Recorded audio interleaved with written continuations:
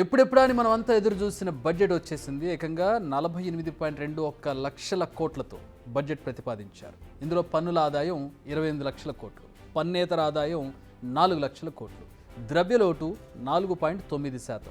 ఇది ఓవరాల్గా budget. But కేంద్రం ఈసారి ఏ రంగాలపై ఫోకస్ చేసింది? బడ్జెట్ చెప్పకనే చెబుతున్న విషయాలేంటి? పార్లమెంట్ ముందుకొచ్చిన బడ్జెట్ను చూస్తే మొత్తం 9 రంగాలపై మెయిన్గా ఫోకస్ చేసినట్టు కనిపిస్తోంది. వ్యవసాయం, ఉద్యోగాలను కల్పించడం, సామాజిక న్యాయం, పట్టణాభివృద్ధి, ఇంధన భద్రత, మౌలిక రంగం, రీసెర్చ్, ఆవిష్కరణలు, మ్యానుఫ్యాక్చరింగ్, కొన్ని రిఫార్మ్స్. కేంద్రం మెయిన్గా ఈ అంశాల మీద ఫోకస్ చేసింది. In the interim budget, we promise to present a detailed roadmap for our pursuit of Viksit Bharat in line with the strategy set out in the interim budget.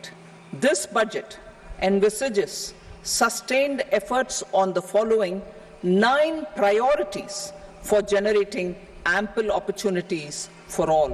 Number 1, productivity and resilience in agriculture. Number 2, employment and skilling. Number 3, inclusive human resource development and social justice. 4, manufacturing and services. 5, urban development. 6, energy security. 7, infrastructure. 8, innovation, research and development. And 9, next generation reforms. Subsequent budgets will build on these and add more priorities and actions.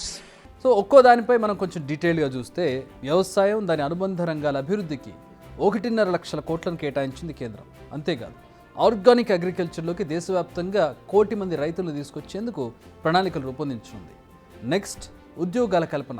వచ్చే 5 ఏళ్లలో 20 లక్షల మంది యువతకు skill development శిక్షణ ఇచ్చేందుకు శ్రీకారం చుట్టారు.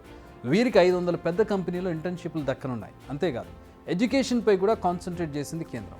Higher studies కోసం 10 లక్షల వరకు ఎడ్యుకేషన్ లోన్స్ ఇవ్వనున్నారు. ఓవరాల్గా విద్య, ఉద్యోగం, స్కిల్ డెవలప్మెంట్ కోసం 1.48 లక్షల కోట్లు కేటాయించారు. ముఖ్యంగా తొలిసారి జాబ్లో జాయిన్ అయిన వారికి 1 మంత్ శాలరీ బోనస్గా ఇవ్వనున్నారు. అంటే ఒకేసారి కాకుండా 3 వాయిదాల్లో ఇస్తారు. ఎక్కువలో ఎక్కువ 15,000 రూపాయలు ఇస్తారు. అయితే దీనికి నెలకు ₹1,00,000 లోపు శాలరీ ఉన్నవారు మాత్రమే అర్హులు.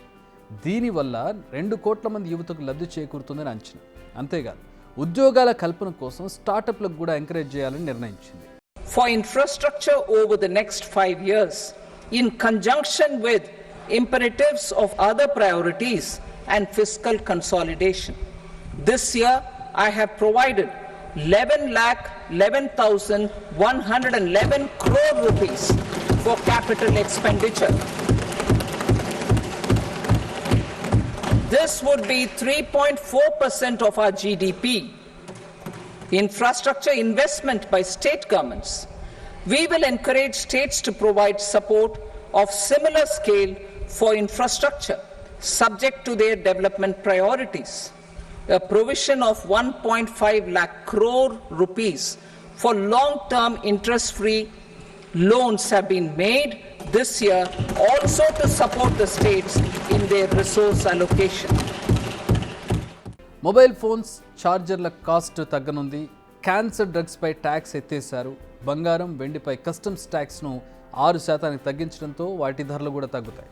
Sea food, solar energy parts, footwear, ఇలా వీటి ధరలు తగ్గే అవకాశం ఉంది. టెలికాం పరికరాలు, ammonium nitrate, non biodegradable plastic, వీటి ధరలు పెరిగే అవకాశం ఉంది. అయితే బడ్జెట్ను అలా ప్రవేశపెట్టారో లేదు, స్టాక్ మార్కెట్లు ఇలా పడిపోయాయి. లేదు, కుప్పకూలాయని చెప్పాలి. దీనికి చాలా కారణాలు కాదు, మెయిన్గా ఒకే ఒక్క కారణం ఉంది. అదే క్యాపిటల్ గెయిన్స్పై ట్యాక్స్ను పెంచడం. Long term capital gain, short term capital gain, security transactions ట్యాక్స్కు, ఇలా వీటన్నింటినీ పెంచేశారు నిర్మలమ్మ. నిజానికి ఇన్వెస్టర్లు అంతా ఈ ట్యాక్స్ను తగ్గించాలని కోరారు. వీలైతే లాంగ్ టర్మ్ క్యాపిటల్ గెయిన్స్ ట్యాక్స్ను పూర్తిగా తొలగించాలన్నారు. బట్ వీటన్నిటిపై ట్యాక్స్ను పెంచారు. దీంతో స్టాక్ మార్కెట్లపై ఎఫెక్ట్ పడింది. Dalal Street ఢమాలంది.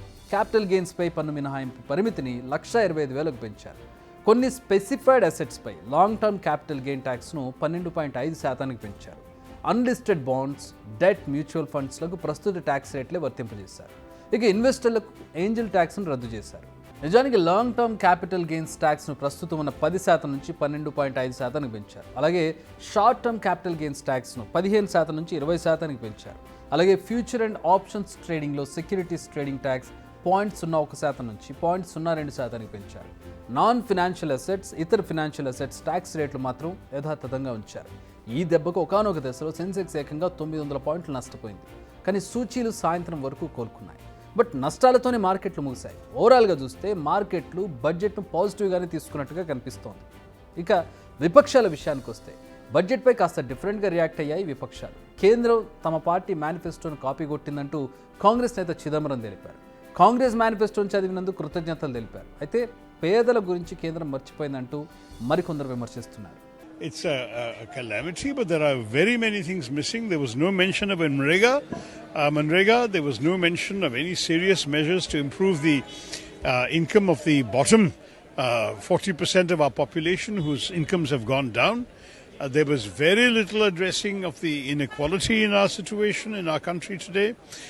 Very little done to give reassurances to all of us who have been worried about the failures and limitations in this government's economic approach.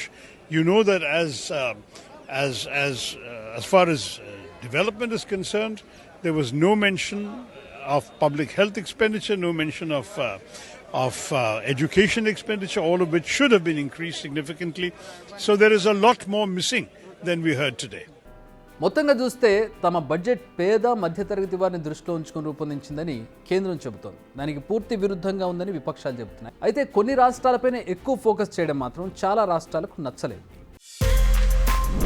Big TV outlook కథనాలు నచ్చితే వెంటనే big TV channel ను subscribe చేయండి.